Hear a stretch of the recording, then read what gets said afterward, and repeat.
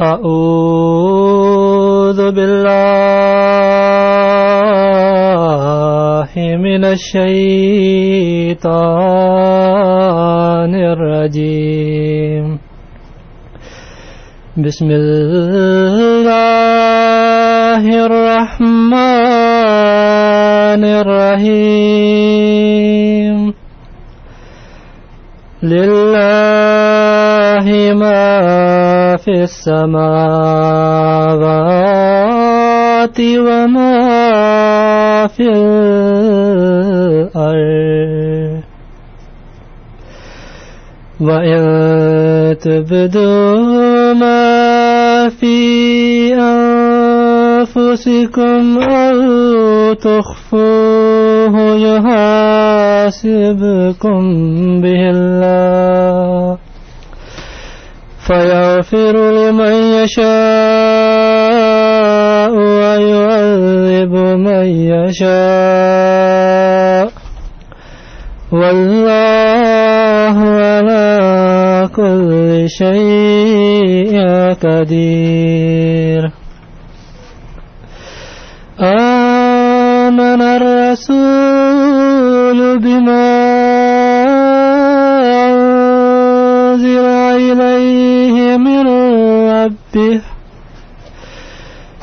أنزل إليه من ربه والمؤمنون كل آمن بالله وملائكته وكتبه ورسله لا نفرق بين أحد من رسله وقالوا سمعنا وأطعنا غفرانك ربنا وإليك المصير.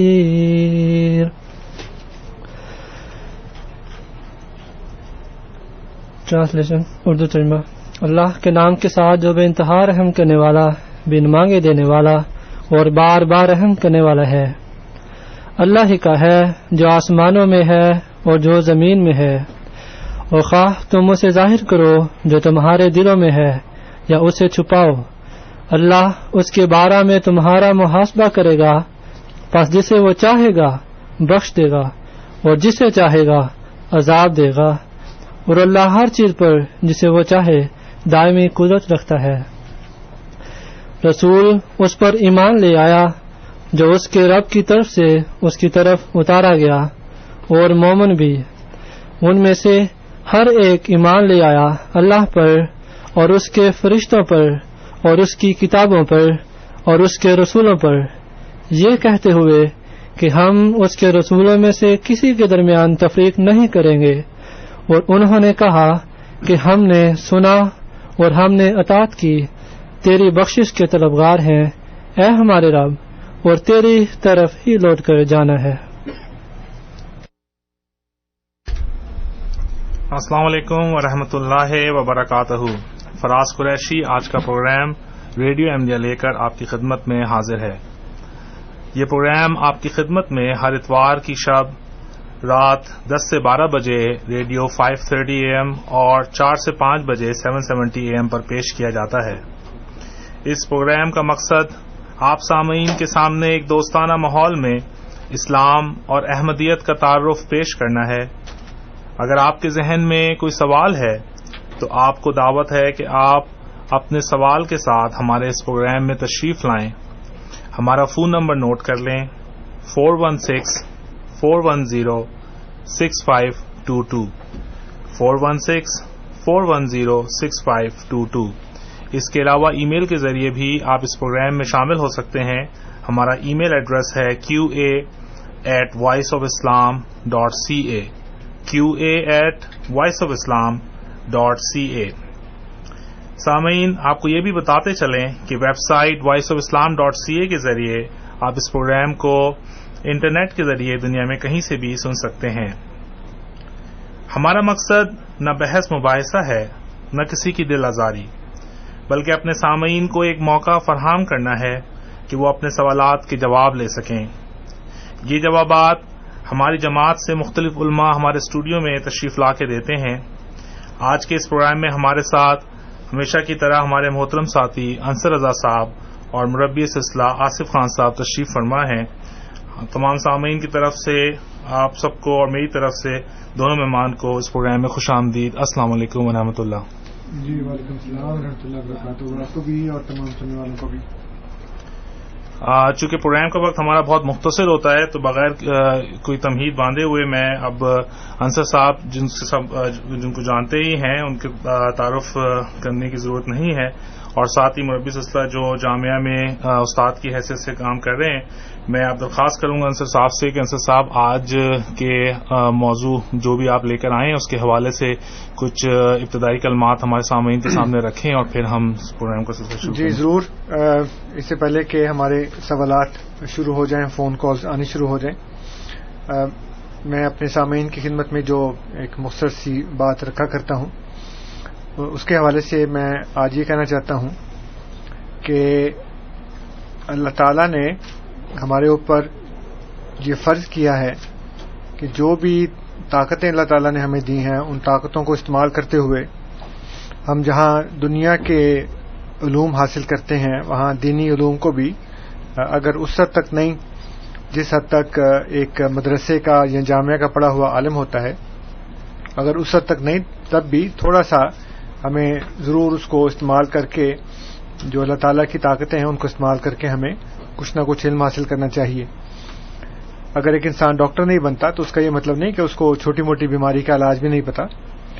اگر ایک آدمی انجینئر نہیں بنتا تو وہ تھوڑا بہت تو تعمیر کا کام کر ہی لیتا گھر پہ بیٹھ کے۔ اسی طرح اگر کوئی خاتون جو ہے وہ ٹیلر ماسٹر نہیں بنتی تو تھوڑا بہت سینہ پرونا تو اس کو آتا ہی ہے۔ اگر ایک بندہ پروفیشنل شیف نہیں ہے تو تھوڑا بہت کھانا پکانا تو آ ہی جاتا ہے اس کو۔ آج کل تو مردوں کو بھی آ جاتا ہے تھوڑا بہت کھانا پکانا۔ اسی طرح علم حاصل کرنا جیسا کہ نبی اکرم صلی اللہ علیہ وآلہ وسلم نے فرض قرار دیا ہے ہر مسلمان مرد اور عورت پر، اور اس کو علماء کی اجارہ داری نہیں بنایا کہ صرف وہی سیکھیں اور باقیوں کو سیکھنا حرام ہے۔ لیکن جیسے میں نے عرض کیا کہ اللہ تعالیٰ نے ہمیں کچھ طاقتیں دی ہیں، اور وہ طاقتیں جو ہیں ان کا اللہ تعالیٰ نے قرآن کریم کے اندر ذکر کیا ہے اور فرمایا کہ ہم نے تم کو سمع اور بصر اور فؤاد یہ تین چیزیں دی ہیں۔ سمع کسی عضو کا نام نہیں ہے بلکہ اس طاقت کا نام ہے جس کے ذریعے ہم سنتے ہیں اور وہ کان کے ساتھ تعلق رکھتی ہے۔ اسی طرح بصر کسی عضو کا نام نہیں ہے بلکہ اس طاقت کا نام ہے جس کے ذریعے ہم دیکھتے ہیں۔ دیکھتے آنکھ سے ہیں لیکن آنکھ کے ساتھ جو طاقت منسلک ہے اس کا نام خدا نے بصر رکھا ہے۔ اسی طرح فؤاد دل کو کہتے ہیں لیکن یہ وہ دل نہیں ہے جو ہمارے سینے میں دھڑکتا ہے، اس کو عربی زبان میں قلب کہتے ہیں۔ جو اس کو سمجھنے کی طاقت اس کے ساتھ وابستہ کی ہے وہ فؤاد ہے۔ اور اللہ تعالیٰ فرماتا ہے قرآن کریم میں کہ یہ تینوں چیزیں جو ہیں تم سے ان کے بارے میں پوچھا جائے گا۔ مطلب یہ ہے کہ جو طاقتیں اللہ تعالیٰ نے دی ہیں اگر اس کو استعمال نہیں کریں گے تو پوچھا جائے گا، اگر غلط استعمال کریں گے تب بھی پوچھا جائے گا۔ اور اللہ تعالیٰ نے فرمایا ہے کفار کی نشانی کے بارے میں کہ ان کے کان ہیں لیکن یہ سنتے نہیں، ان کی آنکھیں ہیں لیکن یہ دیکھتے نہیں، اور ان کے دل ہیں لیکن یہ سمجھتے نہیں۔ تو طاقتیں جو اللہ تعالیٰ نے دی ہیں اس کو استعمال نہیں کرنا۔ اب اس کی تمہید کا مطلب یہ ہے کہ ہمارے مسلمانوں کی ایک بہت بڑی اکثریت اس بات پر ڈپینڈ کرتی ہے، انحصار کرتی ہے کہ ہمارے علماء جو ہمیں بتا دیں ہم اسی کو صحیح اور درست تسلیم کر لیں، اور اگر ہمیں دو باتیں بتائی جاتی ہیں اور دونوں متضاد ہیں تو ہم اتنی بھی تکلیف گوارا نہیں کرتے کہ ہم ان سے یہ کہیں کہ جناب ایک دفعہ تو آپ نے یہ بات بتائی تھی، آج آپ بالکل الٹ بات بتا رہے ہیں۔ ٹھیک ہے، ہمارا مقصد آپ کو صرف کہنے کا یہ ہے کہ دین کے نام کے اوپر جو بھی بات آپ کو بتائی جائے اس کو آنکھیں بند کر کے مت مان لیا کریں، بلکہ تھوڑا سا اپنے دماغ کو استعمال کر لیا کریں، اپنے کان کی طاقت کو، اپنے دیکھنے کی طاقت کو ضرور استعمال کریں، اور ان سے پوچھیں کہ یہ جو باتیں آپ نے بتائی ہیں ان کا مطلب کیا ہے؟ آج تک جب سے جماعت احمدیہ بنی ہے تب سے آج تک ہمارے خلاف یہ پروپیگنڈا کیا جا رہا ہے کہ گویا ہم جہاد کے منکر ہیں. اور فراز صاحب آپ کو یاد ہوگا کہ یہاں پہ ایک خاتون غالباً مسز عرفان ان کا نام تھا. جی جی. تو انہوں نے بھی ایک سے زیادہ مرتبہ فون کر کے یہ کہا کہ گویا احمدی جو ہیں وہ جہاد کے منکر ہیں. بالکل. اور وہ سمجھتی ہیں کہ گویا وہ جہاد کر رہی ہیں اور ہم تو جہاد کر ہی نہیں رہے. اور جب میں نے ان کو یہ بتایا، ان کی خدمت میں یہ عرض کیا کہ جہاد کا مطلب صرف جنگ کرنا نہیں ہے بلکہ نفس کی اصلاح کے لیے کوشش کرنا، اسلام کی تبلیغ کے لیے کوشش کرنا، یہ ساری باتیں جہاد کے ضمن میں شامل ہوتی ہیں. تو انہوں نے کہا کہ یہ میں نے تعریف یہ میں نے بتائی ہے، تم مجھ سے ہی سن کے تو مجھے بتا رہے ہو. جی بالکل. تو اصل بات یہ ہے کہ یہ جو تعریف جہاد کی ہے یہ اس میں ہم اکیلے نہیں ہیں. حضرت مسیح موعود علیہ الصلوۃ والسلام کے دور میں بھی مسلمان علماء نے جہاد کے بارے میں بہن ہی یہی تعریف پیش کی، اور انگریزوں کی حمایت کرتے ہوئے انہوں نے اسی تعریف کو پیش کیا کہ جہاد کا مطلب صرف یہی نہیں ہے کہ آپ جنگ ہی کریں، بلکہ ایسی گورنمنٹ جو آپ کو دینی معاملات میں آزادی دیتی ہے اور آپ کو اپنے مذہب پر عمل کرنے میں کوئی پابندی نہیں ہے، تو آپ کے لیے لازم ہے کہ آپ اس کی اطاعت کریں اور اس کی حمایت کے لیے کام کریں، اور اس کے خلاف کسی قسم کا کوئی بھی حربہ ایسا نہ استعمال کریں جس سے اس حکومت کے امن امان میں کوئی خلل پیدا ہو. ہم دیکھتے ہیں کہ پاکستان میں مرشا آپ جانتے ہیں کہ جو حالات ہیں کہ وہاں پہ کس طرح سے لوگوں کے ذہنوں کو خراب کیا جا رہا ہے اور جہاد کے نام پر کیسے لوگوں کو ابھارا جا رہا ہے. گویا اس وقت مسلمانوں کو تو اور کوئی کام نہیں ہے سوائے تلوار اٹھا کر بے گناہ لوگوں کو مارنے کا.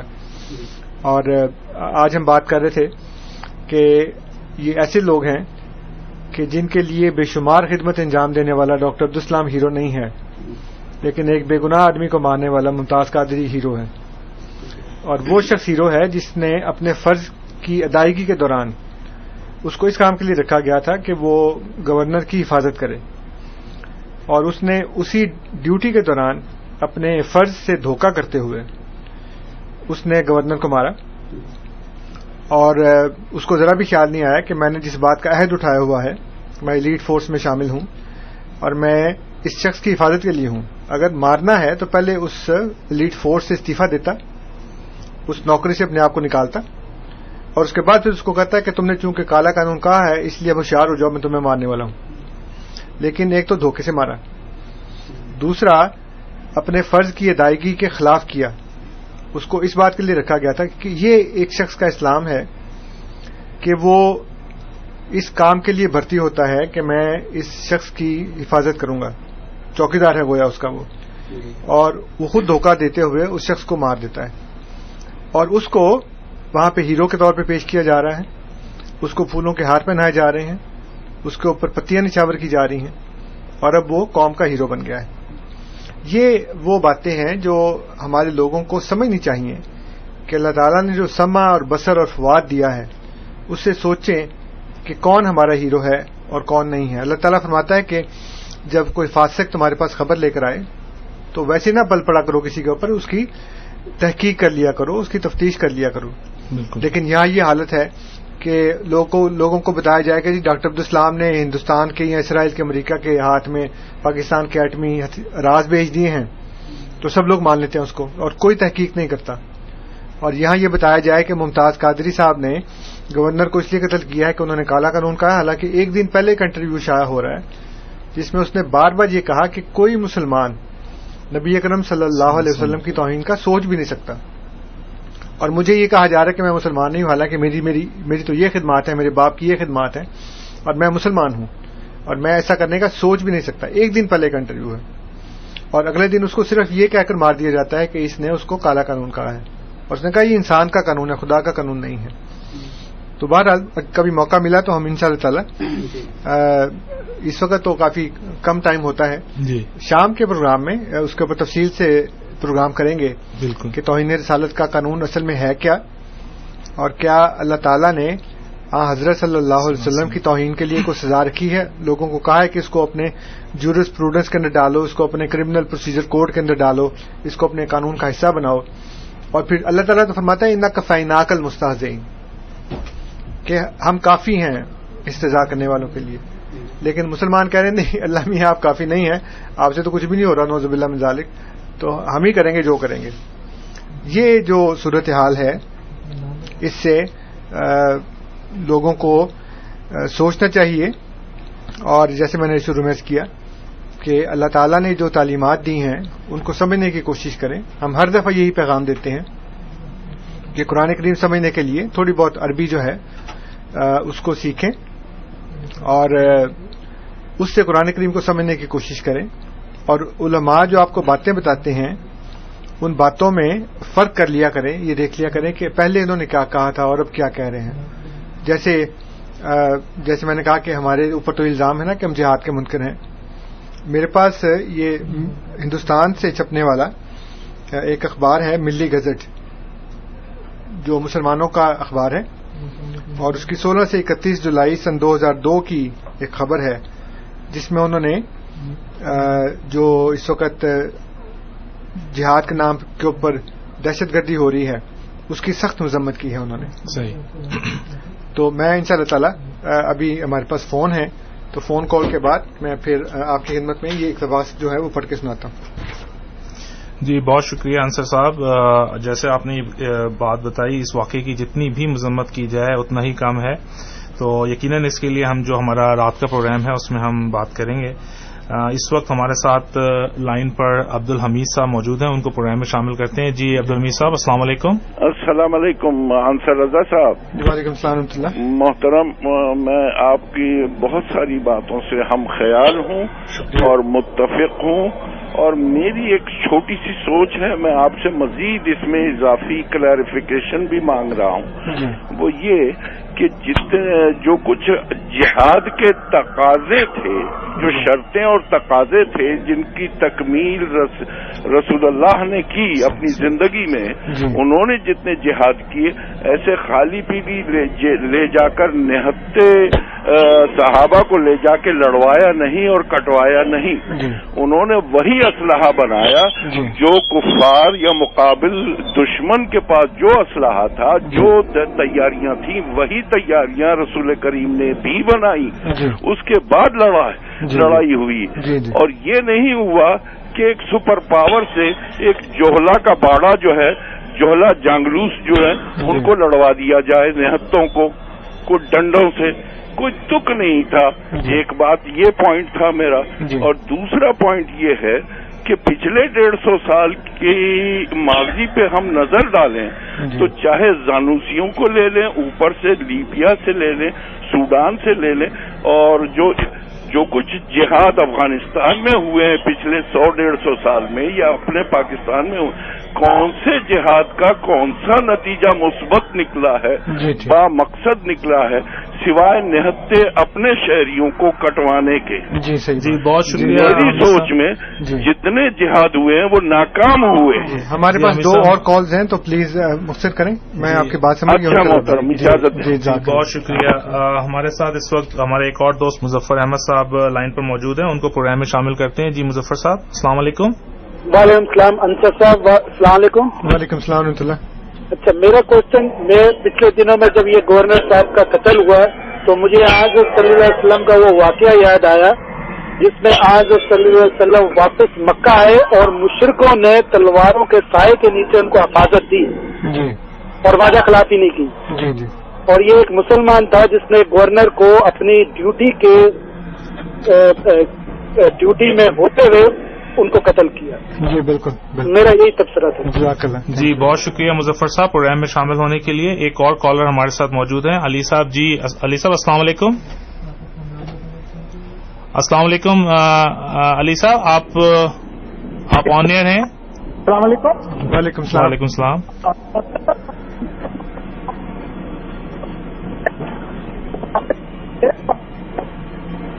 آپ کی آواز نہیں آ رہی, آپ دوبارہ ٹرائی کر لیں. ہیلو. جی میرا خیال ہے کہ آپ دوبارہ کال کر لیں. ریسیپشن میں تھوڑی سی پرابلم ہے. جی عبد المید صاحب نے جو کہا ہے جہاد کے تقاضوں کے بارے میں بالکل درست بات ہے ان کی. سب سے پہلی بات تو یہ ہے کہ جہاد نام ہی اس چیز کا ہے کہ آپ اللہ کی راہ میں کوشش کریں. سب سے پہلے اپنے نفس کے ساتھ شروع کریں, اس کی اصلاح کریں, اور اس کے بعد پھر اپنے گھر میں اور اپنے معاشرے میں. اور جہاد بمعنی قتال جو ہے وہ صرف اس صورت میں ہے جب آپ کے اوپر کوئی حملہ کرتا ہے. جی. تو حضرت صلی اللہ علیہ وآلہ وسلم کا جو اسوہ مبارک ہے وہ یہی ہے کہ آپ خود کسی سے جنگ کرنے نہیں گئے, بلکہ مولانا صاحب تاریخ کے ماشاءاللہ ماہر ہیں. آپ بتائیے کہ جو غزوہ تبوک تھا اس میں نبی کریم صلی اللہ علیہ وسلم تشریف لے گئے ہیں اور وہاں پہ پتہ لگا کہ فوج نہیں ہے تو واپس آ گئے. جی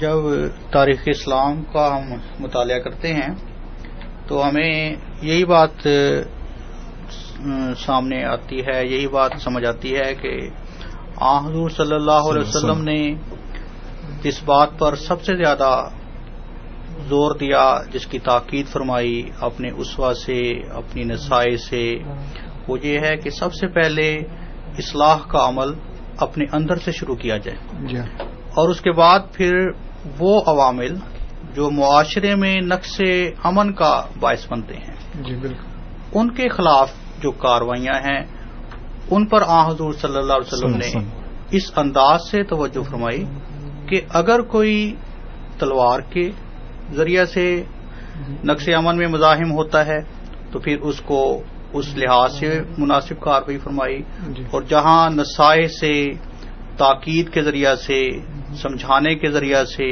یا اور انتظامی امور کے ذریعے سے جہاں پر امن قائم ہو سکتا تھا وہاں حضور صلی اللہ علیہ وسلم نے اس کے مطابق, اور جیسے میں نے عرض کیا کہ خود کسی کو بجا کے جنگ نہیں کی, ہاں جی, بلکہ ہمیشہ دفاعی جنگیں کی ہیں. جی, حضور صلی اللہ علیہ وسلم نے ہمیشہ یہی پہلو اختیار کیا ہے کہ خود کبھی بھی جنگ میں پہل اختیار کبھی بھی نہیں کی. اور پتہ لگا کہ شام کے محاذ کے اوپر فوج ہے, جب گئے ہیں وہاں پہ تو فوج نہیں تھی. جی, لیکن آپ نے یہ نہیں کہا کہ چونکہ تیاری ہے تو پل پڑو شام کے اوپر, جی بالکل, تو وہیں سے واپس آ گئے ہیں اور جنگ نہیں کی. ہاں جی, حضور صلی اللہ علیہ وسلم نے اسی کا یہی اسوہ ہے کہ جب کسی قوم نے صلح کی طرف اپنے خیالات کا اظہار کیا تو حضور صلی اللہ علیہ وسلم نے تبوک والے معاملے کی طرح اس کے علاوہ اور بھی ایسی مثالیں ہیں کہ جن میں حضور صلی اللہ علیہ وسلم نے اس وقت پھر ان سے جنگ سے گریز کیا ہے, لڑائی سے گریز کیا ہے. مولوی صاحب آپ اپنی بات کو ضرور جاری رکھیے گا, بہت امپورٹنٹ ہے, لیکن ہمارے ساتھ بہت سارے سب کالر لائن پر ہیں, تو میں سب سے پہلے ساجد صاحب کو لوں گا. ساجد صاحب السلام علیکم. وعلیکم السلام. انصر صاحب, میں نے آپ کی گفتگو کی روشنی میں شعر سنانا چاہ رہا ہوں. جی, جانے کب کون کسے مار دے کافر کہہ کر. جی کیا بات ہے. شہر کا شہر مسلمان ہوا پھرتا ہے. واہ واہ, کیا بات ہے, سبحان اللہ. ہاں جی, بہت یہ حالات ہو گئے اب. جی بالکل. جی بہت شکریہ. ہمارے ساتھ ہمارے دوست جن کی لائن ڈسکنیکٹ ہو گئی تھی, علی صاحب, وہ اس وقت موجود ہیں. جی علی صاحب السلام علیکم. وعلیکم السلام.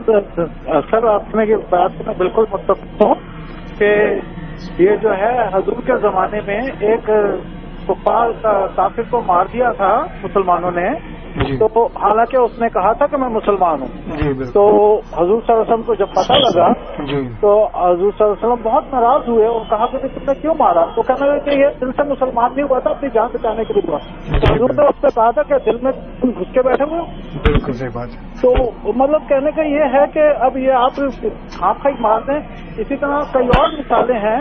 تو کہنے کا مقصد یہ ہے کہ اگر ہم لوگ جو نا اپنے آپ کو مسلمان کہتے ہیں, ضرور ہیں, لیکن ہم چاہتے یہ ہیں کہ ہمارے کہنے پہ دوسرے لوگ عمل کریں, ہم نہ کریں. بالکل صحیح بات ہے. جزاک اللہ, تھینک یو ویری مچ. جی بہت شکریہ علی صاحب. اور ہمارے ساتھ ایک اور دوست بھی ہیں اس وقت لائن پر, اقبال سنگھ صاحب, ان کو شامل کرتے ہیں. جی اقبال صاحب السلام علیکم. جی وعلیکم السلام. جی پنجابی بول سکتے ہیں, انگلش بولو. جی بولو. ہاں جی جناب, میں تھوڑا پروگرام سنتا رہنا, کافی بہت ودیا ہوتا ہے. ہاں جی, بہت کسی بہت حد تک ایگری کرتا. تو میرا ایک کنسرن یہ ہے کہ جس طرح اج آپ سارے سمجھتے ہیں کہ جڑے اسلام لے لو یا سکھزم لے لو یا ہور بھی جڑے ریلیجن نے, انہوں دے وچ جڑے فنڈامنٹلسٹ لوگ نے وہ ڈومینیٹ کر رہے ہیں, تے باقی جڑے نے چپ بیٹھے نے. بے شک 99% لوگ انہاں نال ڈس ایگری کرتے ہیں, رائٹ, پر وہ چپ بیٹھے نے. انہاں لوکاں نوں کیویں انوالو کیتا جا سکدا ہے گلوبل لیول دے اوتے, کیونکہ تسی ہن اننے ایجوکیٹڈ تسی گل کردے ہو, میرے ورگے نوں بھی سمجھ آندی ہے جنوں ਕੁਰਾਨ ਸ਼ਾਇਦ ਜਿਨ੍ਹਾਂ ਨੇ ਅਰਬੀ 'ਚ ਨਹੀਂ ਪੜ੍ਹਿਆ, ਮੈਂ ਇੰਗਲਿਸ਼ ਵਿੱਚ ਪੜ੍ਹਿਆ ਹੈ ਰਾਈਟ। ਤੇ ਮਤਲਬ ਜਿੰਨੇ ਵੀ ਪ੍ਰੋਫਿਟ ਆਏ ਨੇ, ਬੇਸ਼ੱਕ ਮੁਹੰਮਦ ਸਾਹਿਬ ਸਨ ਜਾਂ ਜੀਸਸ ਸਾਹਿਬ ਸਨ ਜਾਂ ਬਾਬਾ ਨਾਨਕ ਸੀ ਜਾਂ ਬੁੱਧਾ ਸੀ, ਉਹਨਾਂ ਦਾ ਮਕਸਦ ਸਭ ਦਾ ਇੱਕ ਕਿਸਮ ਦਾ ਲੋਕਾਂ ਨੂੰ ਇਨਸਾਨ ਬਣਾਉਣ ਦਾ ਸੀ। ਪਰ ਬਾਅਦ ਦੇ ਵਿੱਚ ਜਿਹੜੇ ਪ੍ਰੀਸਟ ਆ ਗਏ ਨੇ, ਮੈਂ ਜਿਹਨਾਂ ਨੂੰ ਪ੍ਰੀਸਟ ਕਹਿ ਦਈਏ ਆਪਾਂ, ਜਦੋਂ ਇਹਨਾਂ ਦੇ ਨਾਲ ਹੀ ਉਹਨਾਂ ਦੀ ਲੜਾਈ ਸੀ ਉਸ ਵੇਲੇ, ਮੁਹੰਮਦ ਸਾਹਿਬ ਦੀ ਲੜਾਈ ਵੀ ਜਿਹੜੇ ਪ੍ਰੈਜ਼ੈਂਟ ਪ੍ਰੀਸਟ ਸੀਗੇ ਉੱਥੋਂ ਦੇ, ਉਹ ਸਿਸਟਮ ਦੇ ਨਾਲ ਲੜਾਈ ਸੀ ਉਹਨਾਂ ਦੀ। ਜਦੋਂ ਉਹਨਾਂ ਨੇ ਉਸ ਸਿਸਟਮ ਨੂੰ ਖਤਮ ਕਰਕੇ ਇੱਕ ਇਹੋ ਜਿਹਾ ਸਿਸਟਮ ਦਿੱਤਾ ਜਿਹਦੇ ਨਾਲ ਆਮ ਲੋਕ ਜਿਸ ਤਰ੍ਹਾਂ ਅੱਲਾਹ ਚਾਹੁੰਦੇ ਸਨ, ਰੱਬ ਚਾਹੁੰਦਾ ਸੀ, ਉਸ ਤਰ੍ਹਾਂ ਰਹਿ ਸਕਣ, ਬਾਅਦ ਦੇ ਵਿੱਚ ਉਹੇ ਜਿਹੇ ਲੋਕਾਂ ਨੇ ਪ੍ਰੀਸਟ ਬਣ ਕੇ ਫਿਰ ਉਸੇ ਰਿਲੀਜਨ ਨੂੰ ਇੱਕ ਵੱਖਰਾ ਰੂਪ ਦੇ ਦਿੱਤਾ। ਤੇ ਜਿਹੜੇ ਲੋਕ ਫਿਰ ਉਹ ਮੁਹੰਮਦ ਸਾਹਿਬ ਦੀ ਜੋ ਪ੍ਰੋਫਿਟ ਦੀ ਗੱਲ ਕਰਦੇ ਨੇ ਜਾਂ ਇੱਧਰ ਬਾਬੇ ਨਾਨਕ ਦੀ ਗੱਲ ਕਰਦੇ, ਉਹਨਾਂ ਲੋਕਾਂ ਨੂੰ ਮਾਰਿਆ ਜਾ ਰਿਹਾ। ਇਹ ਕਿਵੇਂ ਮਤਲਬ ਵੇਖੋ ਕਿ ਕਿਵੇਂ ਇਹ ਇੱਕ ਕਿਸਮ ਦਾ ਕੀ ਕਹਿ ਸਕਦੇ ਨੇ ਕਿ ਪੰਜਾਬੀ ਦੇ ਵਿੱਚ ਕਹਾਵਤ ਹੈ ਕਿ ਉਲਟਾ ਚੋਰ कोतवाल को डांटे। हाँ जी जी, बहुत शुक्रिया इकबाल साहब। इससे पहले कि आप जो है वो अपनी बात शुरू करें, हमारे पास एक ईमेल भी है, अगर हम उसको शामिल कर लें, क्योंकि उन्होंने दरख्वास्त की है कि 4 से 5 के प्रोग्राम में एयर कर दें उसको। तो वो पूछ रहे हैं, हसन फारूक साहब हैं कि जो कुरान की आखिरी आयत थी वो कब रिवील हुई और वो कुरान में कहाँ मौजूद हैं, और उसका सिग्निफिकेंस शिया हजरात के हवाले से वो पूछ रहे हैं। और वो ये कहते हैं कि वो इस शिया, हमारे जो शिया भाई हैं, वो इससे क्या आर्गुमेंट जो है वो लेते हैं। ये इन्होंने कुछ इस किस्म का सवाल किया है। जी, जो अली साहब ने और साजिद साहब ने कमेंट्स किए हैं उसका शुक्रिया, जज़ाकल्लाह। हमारा हौसला बढ़ता है ये सुनकर ये कि माशाल्लाह हमारे सामईन में ऐसे लोग हैं जो हमारी बातों से इत्तेफाक करते हैं, हमारे अकीदे से इत्तेफाक करें ना करें जी, लेकिन हमारी बात से इत्तेफाक करते हैं। और इसी के लिए हम दुनिया में आए हैं। हज़रत मसीह मौऊद अलैहिस्सलाम को अल्लाह ताला ने इसीलिए भेजा है कि वो इंसानों को दोबारा से इंसान बना दें और मुसलमानों को दोबारा से मुसलमान बना दें, और उनसे ये कहें कि जो आपके मज़हब की तालीमात हैं कम से कम उस पर तो अमल करें ना। और दुनिया का कोई मज़हब बेगुनाह लोगों को मारना नहीं सिखाता। इकबाल सिंह साहब ने बहुत अच्छी बात की है कि जो एक छोटी सी अक्सरियत होती है फंडामेंटलिस्ट लोगों की, वो दूसरे लोगों को यरगमाल बना लेती है, हॉस्टेज बना लेती है, और वो चुप बैठे रहते हैं। जैसे एक जगह पे 25-30 बंदे खड़े हों और उसमें से एक के पास बंदूक हो, पिस्तौल हो, तो वो सारे के सारे डर जाएंगे क्योंकि कोई पता नहीं वो मार दे। तो वो अकेला बंदा होता है ना, उसके पास एक पिस्तौल होती है और वो सबको हॉस्टेज बना लेता है। ये मसला है यहाँ पे। और जिस वक्त इस तरह के लोग काम करते हैं तो फिर जो खामोश अक्सरियत है वो चूंकि तबन शरीफ होती है, वो अपने जान माल इज्जत आबरू का नुकसान नहीं चाहती, इसलिए वो लोग खामोश हो जाते हैं। लेकिन उसका हल ये है कि इब्तदाई तौर के ऊपर शुरू में अगर वो बाहर निकल कर उस बंदे को पकड़ते भी नहीं, अगर उस बंदे को मना भी नहीं करते, तो कम से कम ये करें कि उसके साथ शामिल ना हो। क्योंकि अगर एक खामोश अक्सरियत जो है वो शामिल हो जाती है तो इसका मतलब ये है कि फिर वो उसमें उस गुनाह में साथ शामिल है। बिल्कुल ठीक है। कुरान करीम में अल्लाह ताला ने ये मिसाल बयान फरमाई है कि क़यामत के रोज जब जहन्नम में उन लोगों को डाला जाएगा जिन्होंने इनकार किया अंबिया का और उनके मुखालिफ काम किया, तो वो कहेंगे कि या अल्लाह हम तो गरीब लोग थे, ज़ुअफ़ा थे, और ये जो है ना सरदार, इन्होंने हमें बहकाया धमकाया, इन्होंने कहा कि अगर तुम ये काम नहीं करोगे तो ये कर देंगे वो कर देंगे, इसलिए हमने इनके असर में आकर ये काम किया और इनको हमसे दुगनी सजा दे। तो अल्लाह ताला फरमाएगा दुगनी सजा तुम दोनों को मिलेगी, इसलिए कि तुमने क्यों उनकी बात मानी, अपनी जान के खौफ से, अपनी माल के खौफ से, अपनी आबरू के खौफ से। हालांकि ये चीजें हमें हमेशा खुदा के लिए कुर्बान करने के लिए तैयार रहना चाहिए इंसान को। मरना तो है ही ना, आज नहीं तो कल, कल नहीं तो परसों, इसलिए किसी की धमकी में नहीं आना चाहिए। वो एक लड़के का किस्सा था, वो उसका बाप बचपन में फौत हो गया तो वो माँ को धमकाया करता था। वो छत पे खड़ा हो जाता और वो कहता कि माँ मुझे पैसे दो नहीं तो मैं छलांग लगाने लगूं। उसकी माँ कहती ना ना ना ना तुम मेरा एक ही सहारा हो, ये वो, उसको पैसे दे दिया करती थी। तो एक दिन वो तंग आ गई तो एक सियाने ने उसको कहा कि अभी जी चढ़े ना छत के ऊपर, तो कहना कि मैं छलांग मारने लूं, कहना मारो छलांग, मेरे पास नहीं है पैसे। सही। तो उसने कहा कि माँ पैसे दो, कहा नहीं मारनी छलांग तो मार दो, मैं तंग आ गई रोज रोज धमकी से। वो आराम से नीचे उतर आया। तो ये हालत है कि इस तरह अगर हम उनसे ब्लैकमेल होते रहेंगे तो फिर यही काम होगा। बिल्कुल ठीक। और ये जो इकबाल सिंह साहब ने एक और बात की है कि वाकई जो अंबिया आते हैं वो अपने जमाने के उलमा से जो खराब हो चुके होते हैं, वरना तो नबी के आने की जरूरत ही नहीं होती। नबी के आने की जरूरत ही उस वक्त पड़ती है जब उलमा खराब हो जाते हैं, अवाम तो पहले ही खराब होती है। لیکن ان کو سیدھے راستے پر لانے والے علماء بھی خراب ہو جاتے ہیں. پھر اللہ تعالیٰ کہتا ہے اب نبی کی ضرورت ہے. اس لیے نبی کریم صلی اللہ علیہ وسلم نے، گرو نانک نے، جیسس نے، موزز نے، سب نے علماء کے خلاف بات کی. اور بڑے بڑے جو ہمارے صوفی بزرگان ہیں انہوں نے بھی اپنے وقت کے مولویوں کے خلاف بات کی. مجھے یاد نہیں سکت کہ یہ بلے شاہ کا شعر ہے یا نہیں. وہ کہتے ہیں کہ ملا تے مشال چی دو میں کچت لوکاں کر دے چاننا تے آپ اندھیرے نت. کہ ملا اور مشل والا دونوں ایک ہی طرح کے ہوتے ہیں، لوگوں کو روشنی دکھاتے ہیں لیکن خود اندھیرے میں ہوتے ہیں. تو یہ ان کا کام ہے کہ یہ خود بھی اندھیرے میں ہیں اور لوگوں کو بھی اندھیرے میں ڈالنے کی کوشش کرتے ہیں. اس لیے میں تو شروع سے یہ کہہ رہا ہوں کہ خود دین کی تعلیم حاصل کریں اور اپنی مقدس کتاب کو خود پڑھیں، بجائے اس کے کہ آپ کسی گیانی کے، کسی مولوی کے، کسی پنڈت کے، کسی پادری کے مرہون منت ہوں اور وہ آپ کو پڑھ کر سنائے، وہ کھنڈ پاٹھ آپ کے پاس کرے، وہ کیرتن کرے، تبھی آپ کر سکتے ہیں. خود پڑھیں اور اس کو سمجھیں کتاب کو کہ اس کی زبان کیا ہے، اس کا محاورہ کیا ہے اور اس میں ہمیں لکھا کیا گیا اور اس میں ہمیں کیا حکم دیا گیا ہے. بالکل ٹھیک ہے. انصر صاحب اس سے اچھا ہمارے ایک دوست تھے، وہ ان کی لائن ڈسکنیکٹ ہو گئی ہے، لیکن ہمارے ساتھ ایک اور دوست ہیں، ان کو شامل کر لیتے ہیں. قدوس اوان صاحب. جی قدوس صاحب السلام علیکم. جی قدوس صاحب آپ آن ایئر ہیں. جی انصر صاحب میرے ایک سوال ہے آپ سے کہ 40-50 ہماری اسلامک کنٹری ہیں، وہاں پہ جو رائٹ جو غیر مسلم کو ہم دیتے نہیں ہیں تو کئی چیز ہم ان ممالک میں آ کے ان لوگوں سے ڈیزرو کرتے ہیں. کیا وہ اسلامی طریقہ ہے یا یہ اسلامی طریقہ جو ہمیں یہ عنایت کرتے ہیں؟ یہ میرا سوال. جی آپ نے خود ہی جواب دے دیا، یہی اسلامی طریقہ ہے اور ہمیں اپنے ملکوں میں بھی روش اپنانی چاہیے. لیکن بدقسمتی ہے، یہ آئینہ ہے جو آپ نے دکھایا ہے. جو حسن فاروق صاحب نے ای میل کی تھی اس میں انہوں نے پوچھا تھا کہ آخری آیت کون سی ہے قرآن کریم میں جو نازل ہوئی ہے. اس کے بارے میں ڈیفینیٹلی تو میں نہیں کہہ سکتا، لیکن عام طور کے اوپر یہ کہا جاتا ہے کہ خطبہ حجۃ الوداع کے موقع پہ یا اس کے بعد جو آیت نازل ہوئی تھی الیوم اکملت لکم دینکم اتممت علیکم نعمتی ورضیت لکم الاسلام دینا. لیکن اس کے بعد تقریباً 2 مہینے اور 10 دن تک نبی کریم صلی اللہ علیہ وسلم جو ہے وہ زندہ رہے ہیں. تو اس کا یہ مطلب نہیں ہے کہ 2 مہینے 10 دن تک کوئی آیت نہیں نازل ہوئی یا حضرت جبرائیل علیہ السلام نبی کریم صلی اللہ علیہ وسلم کے پاس تشریف نہیں لائے. جی اس لیے یہ کہنا مشکل ہے کہ منصف صاحب آپ کے ذہن میں کوئی ہے بات کہ کوئی ایسی بات نہیں ہے کہ قطعی طور کے اوپر بتایا جائے کہ یہ وہ آخری آیت ہے جو نازل ہوئی ہے. صحیح.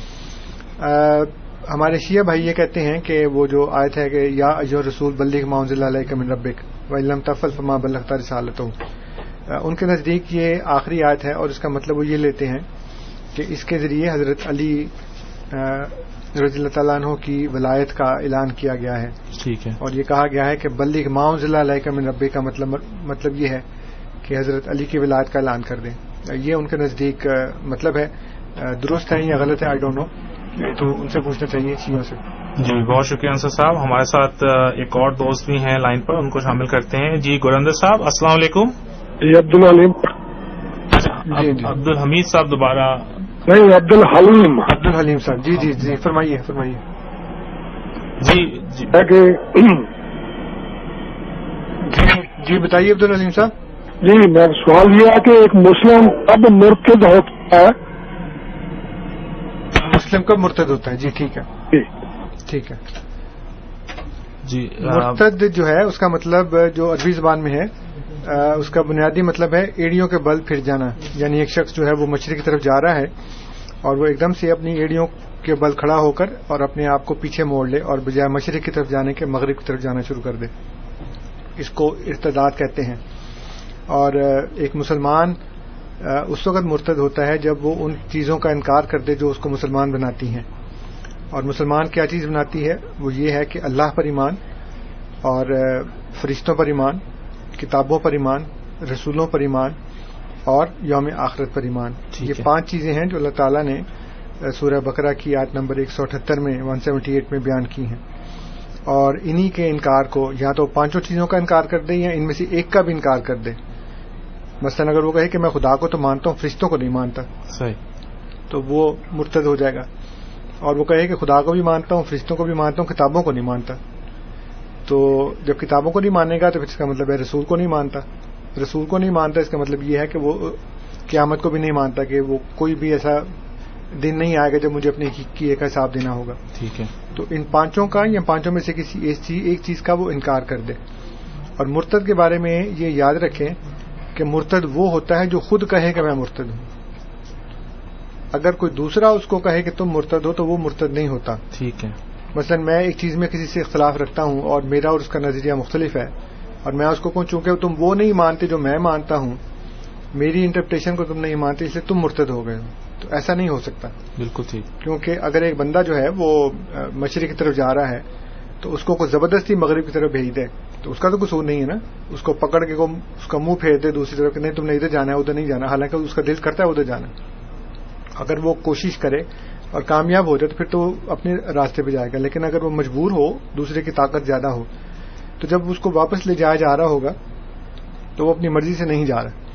اسی طرح اگر کوئی شخص یہ کہے کہ میں آج سے اس چیز کو نہیں مانتا, فرض کرنے کہ گویا نعوذ باللہ ایک مسلمان جو ہے وہ مسلمان کے گھر میں پیدا ہوا یا اس نے اسلام اختیار کیا اور کچھ عرصے کے بعد اس کو لگا کہ یہ میں نے جو عقیدہ اختیار کیا تھا یہ غلط ہے کسی بھی وجہ سے, صحیح, اور وہ کہے کہ میں اسلام کو چھوڑتا ہوں, تو وہ خود کہے گا کہ میں مرتد ہوں تو اس کو مرتد کہا جائے گا. ورنہ دوسرا اس کو یہ کہنے سے کہ جی تم فرض کریں کہ ایک بریلوی مسلمان ہے, وہ کہتا ہے کہ حضرت صلی اللہ علیہ وسلم بشر ہیں ہی نہیں, وہ تو سراپا نور ہیں. اور ایک وہابی ہے وہ کہتا نہیں وہ تو بشر ہے نور نہیں ہے. ایک کہتا ہے کہ وہ فوت ہی نہیں ہوئے, دوسرا وہ کہتا ہے فوت ہو گئے ہیں. تو یہ انٹرپریٹیشن کے فرق سے کوئی مرتد نہیں ہوتا جب تک کہ کوئی اسلام کے بنیادی رکن کا انکار نہ کر دے, خود کہے کہ میں آج سے نہیں مانتا. یہ نہیں کہ دوسرا اس کو کہے کہ تم نہیں, وہ بیچارہ کہہ رہے میں مانتا ہوں, کہتے تم نہیں مانتے, صحیح, تو اس سے مرتد نہیں ہوگا. اور آخری بات یہ ہے کہ مرتد کی سزا قتل نہیں ہے. اللہ تعالیٰ نے آزادی دی ہے کہ جو کوئی چاہے تو اسلام قبول کر لے, جو کوئی چاہے چھوڑ دے. جی, بہت اچھے انصر صاحب. ہمارے ساتھ اس وقت ہمارے دوست راج صاحب لائن پر موجود ہیں, ان کو پروگرام میں شامل کرتے ہیں. جی راج صاحب, السلام علیکم. ہاں جی, وعلیکم السلام. جی آپ سب کو بڑا پروگرام آپ کا. Thank you. جی شکریہ.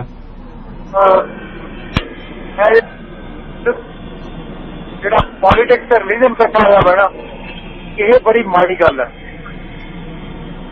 یہ کر کے سارا پرابلم کریٹ ہوتی ہے. جی اس ہٹ رکھ کے جی کیا جائے گا مسئلہ, میرا خیال ہے لوگ جگاؤن کی لوڑ ہے. جی وہ چاہے کینیڈا چاہے پاکستان چاہے انڈیا چاہے, ریئلی سیڈ کے ڈفرنس آف اوپینین کا یہ نہیں جا کے قتل ہی کر. جی بالکل بالکل. میرا خیال ہے کہ جہاں میں بڑے سمجھدار ہوں, میرے لگتا ہے یہ سارے انٹرنیشنل پرابلم ہے سب جگہ. سیپریٹ کرنا چاہیے کسی طرح. جی بالکل ٹھیک, تھینک یو ویری مچ. جی بہت شکریہ. ہمارے ساتھ ایک اور دوست ہیں لائن پر, گریندر صاحب, ان کو شامل کرتے ہیں. جی گریندر صاحب, السلام علیکم. السلام علیکم جی, ست شری اکال جی. سننے والے بڑے سارے ہی ریڈیو پروگرام بہت اچھا ہے جی, بڑا ہی ایجوکیٹڈ پروگرام ہے. میں تمہیں تھوڑی جی گل دسنی چاہنا ہے کہ جس طرح ہوں اسی دیکھو جو بھی دھرم ہے یا سکھ دھرم ہے یا ہندو دھرم ہے یا مسلم دھرم ہے, جدوں کا الیکٹرانک میڈیا یا دوسرا میڈیا آیا ادوں کے دھرم بدلنے شروع ہوئے نے. سارے بزرگ پاکستان کے جدو 1947 وقف ہو کے آئے سیگے تو سارے جڑے دادے سی وہ بھی سکھ سی, پر سارے دادیاں دے 5 بھراواں دے وچوں ایک سر تے وال سیگے, باقی سارے مونے سیگے. میں تمہیں چھوٹی جی گل دس رہی ہوں, حکا پیندے سیگے تے جو کچھ سیگا تے دھرم دا پرچار جو ہویا ہے یہ صرف 40-50 سالوں کے وچ دھرم دا زیادہ پرچار ہو رہا ہے. وہ پرچار جان تک لوگوں نے جو بھی ہے اسی جی نویں ٹیکنالوجی آتی ہے انہوں تو اپنا لینا. جہے سارے دھرم کے ہزار سال پہلے جڑے اصول یا سلیقے چلتے ہیں اسی انہوں نے بالکل چینج کرنے انہوں کے حق چ نہیں ہے. جی بالکل. جی کوئی ماڑا موٹا چینج کرنے کوئی حق بولتا ہے تو انہوں مار دیتا جاتا ہے. بالکل صحیح گل. ہوں میں چھوٹی جی گل دس دیں, سارے پنجاب اج میں کسی نے گل کر رہا سی, سارے پنڈوں کے نیڑے ਪਹਿਲਾਂ ਇੱਕ ਗੁਰਦੁਆਰਾ ਸਾਹਿਬ ਹੁੰਦਾ ਸੀ ਫਤਿਹਗੜ੍ਹ ਸਾਹਿਬ, ਅੱਜ ਕੱਲ ਹਰ ਕੋਨੇ ਦੇ ਉੱਪਰ ਡੇਰਾਬਾਦ ਬਣ ਗਿਆ, ਹਰ ਕੋਨੇ ਦੇ ਉੱਪਰ ਦੁਕਾਨਦਾਰੀ ਬਣ ਗਈ ਹੈ ਜੀ। ਸਹੀ। ਤੇ ਜਿੱਥੇ ਕੋਈ ਧਾਰਮਿਕ ਪੱਖ ਤੋਂ ਕੋਈ ਬੰਦਾ ਜਜ਼ਬਾਤੀ ਹੋ ਕੇ ਗੱਲ ਕਰਦਾ ਤੇ ਉੱਥੇ ਕੱਲ ਦੀ ਗੱਲ ਹੈ ਸਾਡੇ ਕੋਈ ਸੰਤ ਨੇ ਉੱਥੇ ਚੱਲ ਰਿਹਾ ਡੇਰਾਬਾਦ, ਸੱਚਾ ਸੌਦਾ ਕੋਈ ਝੂਠਾ ਸੌਦਾ ਕਹਿੰਦਾ ਉਹਨਾਂ ਨੂੰ ਜੀ। ਉਹਨਾਂ ਬਾਰੇ ਸਾਡੇ ਕੋਲ ਸਰਦਾਜੂਵਾਲ ਸੰਤ ਨੇ ਜਿਨ੍ਹਾਂ ਨੇ ਕੋਈ ਆਵਾਜ਼ ਉਠਾਈ ਹੈ ਤੇ ਕੱਲ ਇੱਕ ਗੁਰਦੁਆਰਾ ਕਮੇਟੀ ਨੇ ਕਹਿ ਦਿੱਤਾ ਇੱਕ ਰੇਡੀਓ ਪ੍ਰੋਗਰਾਮ ਨੂੰ ਅਸੀਂ ਤੁਹਾਡਾ ਪੂਰਾ ਸਾਥ ਦੇਵਾਂਗੇ ਜੀ ਜੀ। ਉਹਨਾਂ ਨੇ ਜਦੋਂ ਸਾਥ ਦੇਣ ਦਾ ਇਹ ਵਾਅਦਾ ਕੀਤਾ ਲੋਕਾਂ ਨਾਲੋਂ, ਉਹ ਸੰਗਤ ਦਾ ਪੈਸਾ ਉਹ ਕਿੱਦਾਂ ਸੰਗਤ ਕੋਲ ਪੁੱਛ ਕੇ ਉਹਨਾਂ ਨੂੰ ਵਿਚਾਰ ਕਰਕੇ ਫਿਰ ਕਹਿਣਾ ਹੀ ਸਾਥ ਦੇਵਾਂਗੇ ਜੀ ਜੀ। ਇੱਥੇ ਵੀ ਦੇਖੋ ਹੁਣ ਇੱਕ ਗੁਰਦੁਆਰੇ ਦੀ ਲੋੜ ਹੈ ਤੇ ਇਹ ਤੇ ਸਾਡੇ ਹਰ ਕੋਨੇ ਦੇ ਵਿੱਚ ਗੁਰਦੁਆਰਾ ਸਾਹਿਬ ਬਣ ਗਏ ਨੇ। ਤੇ ਦੂਜੀ ਗੱਲ ਜਿਹੜੇ ਧਰਮ ਨੇ ਸਾਰੇ, ਸਾਡਾ ਗ੍ਰੰਥ ਸਾਹਿਬ ਲਾ ਲਓ ਜੀ, ਗ੍ਰੰਥ ਸਾਹਿਬ ਦੇ ਵਿੱਚ ਸਭ ਤੋਂ ਜ਼ਿਆਦਾ ਗੁਰਬਾਣੀ ਜਿਹੜੀ ਹੈ ਜੋ ਵੀ ਸਾਡੇ ਹਰਿਮੰਦਰ ਸਾਹਿਬ ਦਾ ਨੀਂਹ ਪੱਥਰ ਰੱਖਿਆ ਉਹ ਵੀ ਮੁਸਲਮਾਨ ਜੀ ਜੀ, ਬਾਬਾ ਫਰੀਦ ਉਹ ਵੀ ਮੁਸਲਮਾਨ ਜੀ ਜੀ।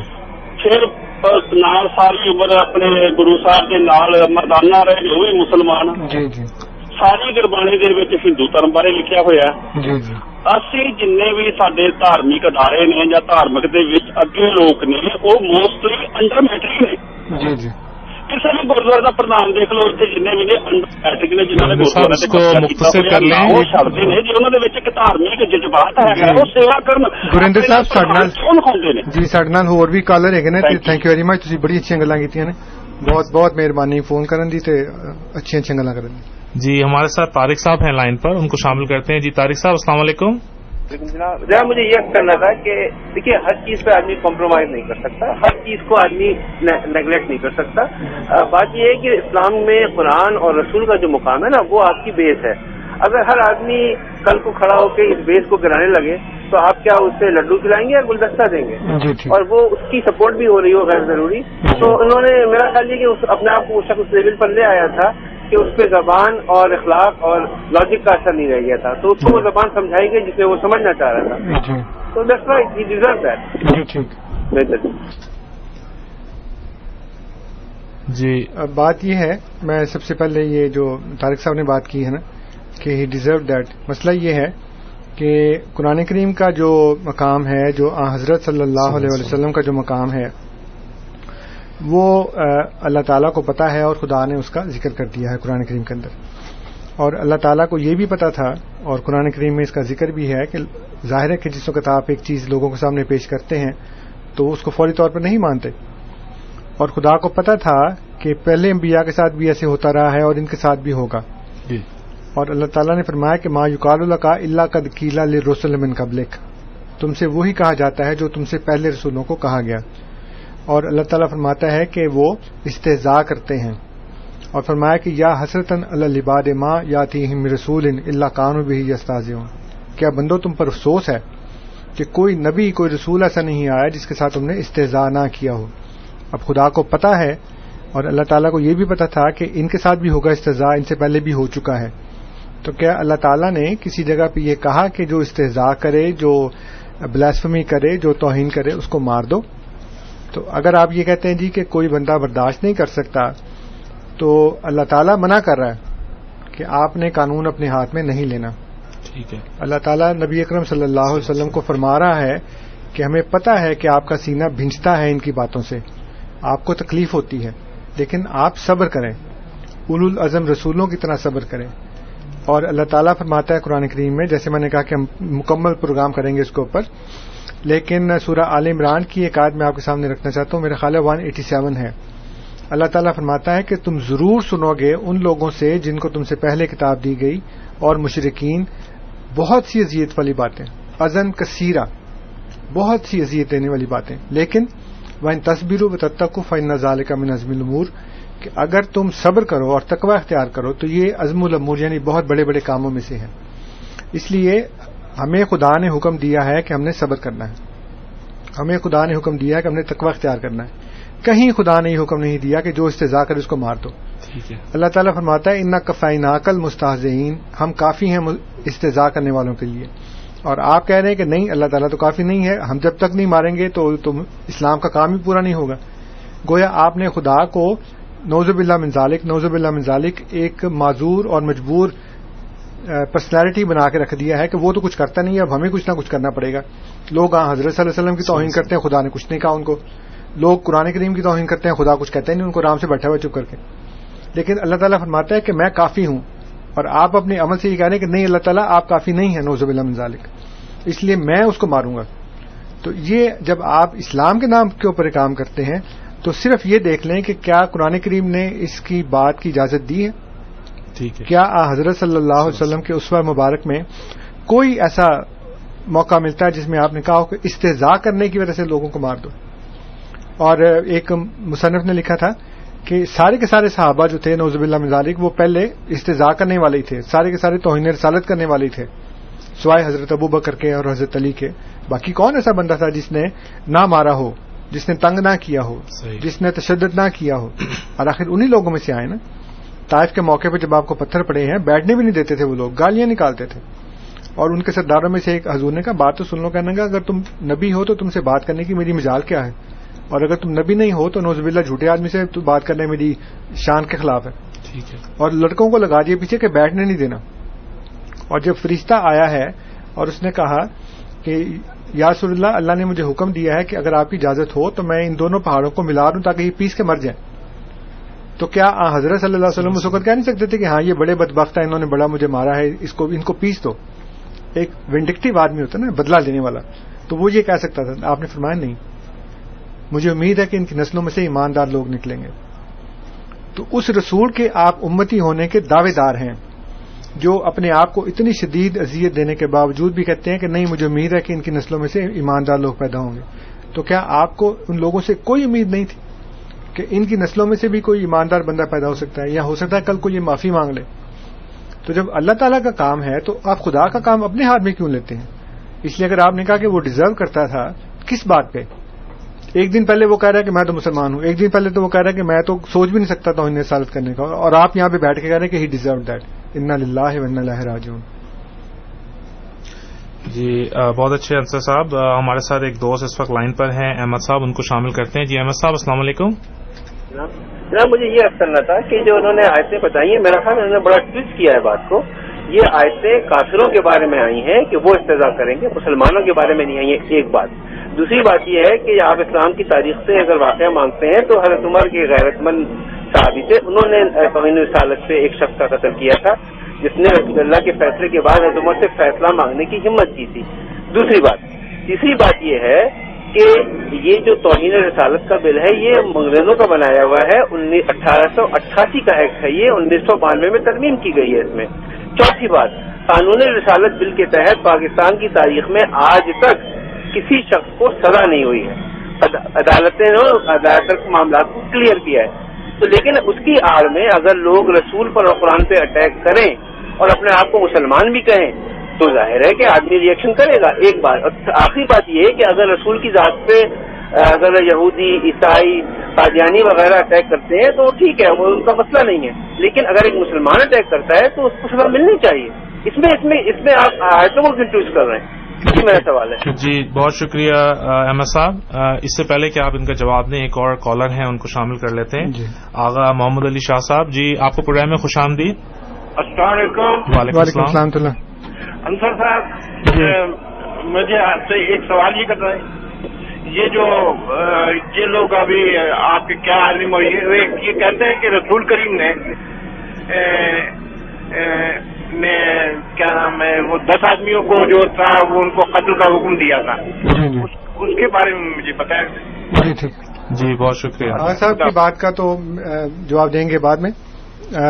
मेरे ख्याल हमारे पास टाइम भी बहुत कम है। जी जी इस वक्त अहमद साहब की सवालों का जवाब हो सकता है। पहली बात उन्होंने ये कही है कि मैंने ट्विस्ट की हैं आयात। इल्जाम लगाना बहुत आसान है, साबित करना बहुत मुश्किल है, इसलिए ये आपके जिम्मे है कि आप साबित करें कि मैंने ट्विस्ट की है।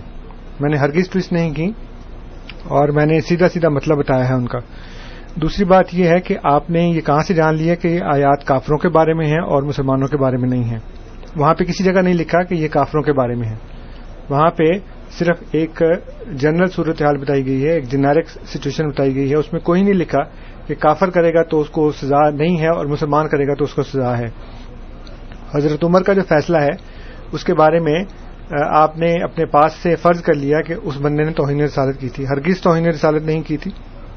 اس کا فیصلہ جو تھا, اگر یہ واقعی ایسا واقعہ ہوا ہے, اصل میں ہوا یہ تھا کہ اگر یہ واقعہ ہے تو ہوا یہ تھا کہ اس بندے نے حضرت صلی اللہ علیہ وسلم کے فیصلے کے خلاف بات کی ہے. حضرت عمر کے پاس چلا گیا ہے. اس نے حضرت صلی اللہ علیہ وسلم کی رسالت کا انکار نہیں کیا, آپ کے نبی ہونے کا انکار نہیں کیا. حضرت صلی اللہ علیہ وسلم اس وقت مدینہ کے چیف جسٹس تھے, حکمران بھی تھے, سپریم کمانڈر بھی تھے. اس لیے آپ کا فیصلہ آخری فیصلہ تھا. آپ کی اتھارٹی ہائیسٹ اتھارٹی ہے. یہ جو بات ہے یہ توہین رسالت کے ضمن میں نہیں آتی, یہ بغاوت کے ضمن میں آتی ہے. آج اگر کینیڈا کی سپریم کورٹ کا فیصلہ کو ماننے سے انکار کر دے گا تو حکومت کیا کرے گی اس کے ساتھ؟ اس کو نکال دے گی یہاں سے, اس لیے کہ ایک سزا دے گی نا اس کو. اس لیے کہ سپریم کورٹ جو ہے وہ ہائیسٹ اتھارٹی ہے, اس کے بعد کوئی نہیں ہے. اس بندے نے حضرت صلی اللہ علیہ وسلم کے فیصلے کے خلاف حضرت عمر سے کہا کہ آپ بتائیں. چنانچہ وہ توہین رسالت کا قصہ ہے ہی نہیں. مولویوں نے آپ کو کہا توہین رسالت کا قصہ ہے. ابھی میں نے شروع میں پروگرام میں یہی بیان کیا کہ اپنی عقل استعمال کر لیا کریں, اپنی آنکھیں استعمال کر لیا کریں, اپنے کان استعمال کر لیا کریں, اور یہ دیکھیں کہ کہاں توہین رسالت اس نے کی. کس جگہ لکھا ہے کہ اس نے نبی کریم صلی اللہ علیہ وسلم کو نعوذ باللہ گالیاں نکالی یا آپ کی شان میں گستاخی کی؟ کہیں لکھا کسی جگہ کے اوپر؟ صرف یہ ہے کہ وہ مدینہ کی اسٹیٹ کی ہائیسٹ اتھارٹی کے خلاف اپیل کرنے حضرت عمر کے پاس چلا گیا. تو انہوں نے کہا تم کون ہوتے ہو ہائیسٹ اتھارٹی کے خلاف مجھ سے اپیل کروانے والے؟ چونکہ یہ بغاوت کا جرم ہے اس لیے اس کو مار دیا. اور اس کے بعد یہ انہوں نے کہا کہ انگریزوں کا قانون تھا. بالکل انگریزوں کا قانون ہے, ہم بھی اس کے حامی ہیں, اور جب بنا تھا تو ہم نے بھی اس کی حمایت کی تھی. لیکن ہم یہ کہہ رہے ہیں کہ اگر آپ نے یہ سزا رکھنی ہے تو پھر تمام بانیان مذاہب اور تمام مذاہب کی مقدس شخصیات کے خلاف اس قانون کو استعمال ہونا چاہیے. آپ کو کھلی چھٹی ہے کہ آپ جماعت احمدیہ کے بانی کو جو مرضی کہتے رہیں.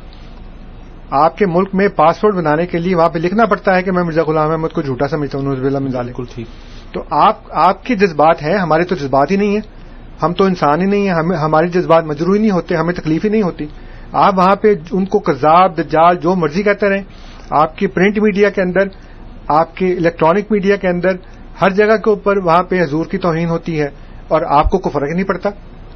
اس لیے کہ صرف آپ انسان ہیں, باقی تو دنیا میں انسان بستے ہی نہیں ہیں. تو آپ کے جذبات مجروح ہوتے ہیں, ہمارے نہیں ہوتے. اس لیے جو بھی ہو رہا ہے یہ اللہ تعالیٰ کی طرف سے ایک سزا ہے جو آپ کو مل رہی ہے کہ آپ کے ملک کے اندر اس وقت خانہ جنگی ہے اور آپ کے بندے آپ کے بندوں کو مار رہے ہیں. ہم تو صبر کر کے بیٹھے رہتے ہیں اللہ تعالیٰ کی طرف سے. اس لیے ہم یہ کہہ رہے ہیں کہ اگر آپ نے یہ قانون بنانا ہے تو اول اس کی سزا موت نہیں ہے. دوسری یہ کہ اگر سزا رکھنی ہے تو پھر تمام بانیان مذاہب کے لیے ہو, صرف یہ نہیں ہو کہ مسلمانوں کو یہ لگے کہ فلاں نے یہ کر دیا ہے. اور پھر انہوں نے کہا کہ کسی کو سزا نہیں ہوئی, تو اب یہ جو بندہ مارا ہے آپ نے گورنر, تو یہ کس میں مارا ہے جی؟ اور پھر آپ نے کورٹ کے اندر جا کے کچہری کے اندر کھڑے ہو کے لوگوں کو, مسیحیوں کو مارا ہے, تو وہ کس نے مارا ہے؟ یہ مطلب نہیں کہ گورنمنٹ نے سزا نہیں دیا, کورٹ نے سزا نہیں دی. وہ یہی کہہ رہے ہیں نا کہ گورنمنٹ سزا نہیں دے رہی جی, تو اس لیے ہم قانون ہاتھ میں لے رہے ہیں. ہم قانون ہاتھ میں لے رہے ہیں. وہی کہنا ہے کہ یہ اسی کا نتیجہ ہے کہ آپ نے ان کو, یہ ایسے عناصر کو آپ نے خود پروان چڑھایا اپنے ہاتھ سے. اور دوسری بات یہ ہے, آخری بات, کہ اللہ تعالیٰ اس دن کے دیکھنے سے پہلے ہمیں موت دے دے جبکہ ہم نبی کریم صلی اللہ علیہ وسلم کی شان میں گستاخی کریں. قتل قادیانی کرتے ہیں تو کرتے ہیں, نعوذ باللہ من ذالک. ہم سوچ بھی نہیں سکتے اس بارے میں کہ ہم حضرت صلی اللہ علیہ وسلم کی شان میں یا اسلام کی شان میں کسی قسم کی گستاخی کریں. جی بہت شکریہ انصر صاحب, اور آپ نے ماشاءاللہ خاطر خواہ جواب دیا ہے تمام چیزوں کا. ہمارے ساتھ اس وقت کافی کالرز ہیں. یہ موضوع جو آپ نے آج چھیڑا ہے وہ ایسا ہے سینسٹیو کہ اس میں بے شمار کالز ہیں جن کو ابھی ہم نہیں لے سکتے ہیں. پروگرام کا شام کو فون کر. بالکل, میں یہی کہنے لگا تھا کہ تمام کالر سے درخواست ہے کہ وہ ہمارے جو 10 سے 12 پروگرام ہوتا ہے 5:30 AM پہ, اس میں شامل ہوں اور اس میں کالز کریں. آج انصر صاحب اس موضوع کو لے کے آئیں گے, اور اسی چیز کے ساتھ کیونکہ وقت ہمارا انتہائی مختصر ہے, میں اپنے مہمان آصف خان صاحب اور انصر رضا صاحب کا شکریہ ادا کرتا ہوں کہ وہ آئے اور انہوں نے سوالات کے جوابات دیے.